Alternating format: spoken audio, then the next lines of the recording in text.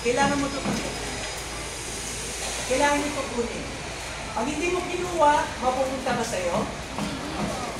See? Exactly. Let's say, mayroon ako iniwan dito. Kunyari ito ay isang chocolate bar. Chocolate bar. Iniwan ko dito. Sabihin ko, guys, ang kumuha nito, kanya na. So, iwan ko rito. Yung gustong kumain, mapunta sa kanya, kunin niya. Eh dahil isa lang yan, anong mangyayari sa klase? Magpakagulo, bakit? Isa lang, bakit? Eh pag nakuha ko yan, akin na yan. Ang maganda is this. Yung eternal life is for everybody who wants to get it.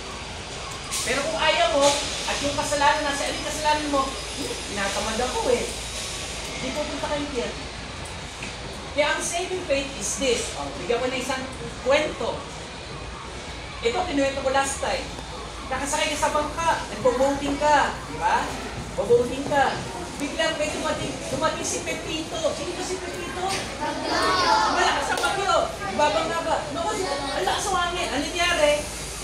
Yung bangka mo gumano dahil ang laki ng alon, gumano yung bangka. Pag ganun ng bangka, dinasira. Hindi ka naman namatay. Nakalutang ka pa, pero nakahawak sa isang kahoy. Diba? Tulong! Tulong! Buti nga may dumating na isang bangkang malaki, Coast Guard. Nakita ka, ang sabi sa'yo, ito yung salbabida. Alam mo na yung salbabida? Tinagi sa'yo, kasi may tali yun.